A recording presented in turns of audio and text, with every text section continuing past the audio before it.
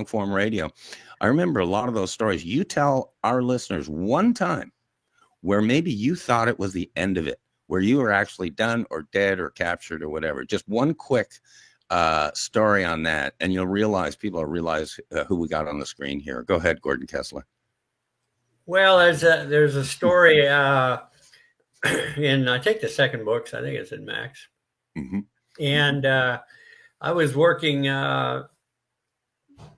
way in northern Alberta, up by a place called Indian Cabins, which is north of High Level. And I was west of there. I was in the bush. It was about 60 miles back in that day to a landline. And there were no cell phones that worked. We had the old Motorola type phones, but if you didn't have a tower, they didn't work. So I was pretty isolated, and I was sent up there to spy on this drilling rig. And they were set up and being pretty careful. But I got in on an old cut line and got settled in and got hid. And I thought I was doing pretty good till one of the rig hands saw my tracks going down this cut line, and there were no tracks coming out. So they knew somebody was in there. That somebody was me. And so I had my scanners going, and I was monitoring the conversations from the rig, and I was able to get both sides of the conversation, the rig side and the city side out of Calgary. And they made mention that they knew there was a scout in there, and the guy in the city said, "We don't care what you have to do. You make sure he never comes out of there." And they didn't know I could hear what they were saying. So I got ready for them because I knew they were coming. And sure enough, about a half hour later, here came 2 truckloads full of roughnecks, and they got me kind of boxed in. And I thought about what I was going to do, and I had my boots on and my coat back on. I was sitting in my truck monitoring, and it was warm in there, but it was 40 below outside. Anyway, I got ready for them, and I had my 300, my trusty 300 Winchester with me, and I thought, boy, if you were ever able to act, this is a time to make it work.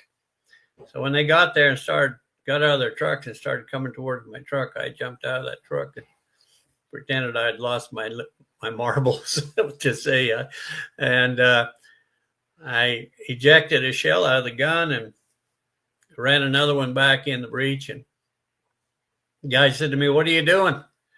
I said, I'm hunting coyotes.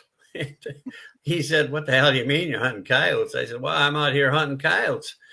And he said, "Ain't no coyotes around here." I said, "Oh yeah, there are." And I said, "They all showed up at once." And he said, "You threatening me?" I said, "I'm not threatening anybody." I said, "I just told you I'm hunting coyotes." He said, "You're nuts." I said, "Well, that's for you to decide." He said to his guys, "This guy's crazy." He said, "We ain't messing with him. He's been in the bush too long." So they got back in their trucks, and they gave me a warning they were going to doze me in, so I'd freeze to death. It was 40 below and no way out because I was parked on a dead end line, and a couple of hundred yards from where I was parked, it was a cliff that dropped straight down into the river about 40 feet. So they had me trapped. Anyway, I got out of there, and I got the information. I snuck back in the middle of the night and got all the information I needed.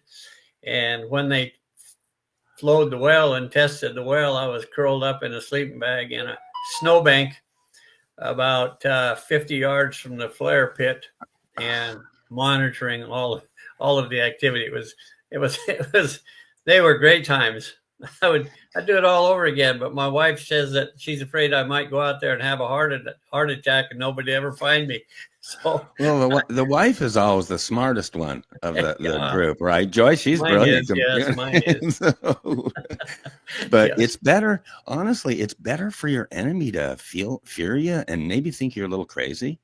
Seriously, well, just think Ronald Reagan or Donald Trump, right? People thought Reagan was crazy. Well, it was life or death. I had to try and do the Academy Award acting, Thank heavens it worked, because otherwise I'd have been supper for some of the wolves in the area.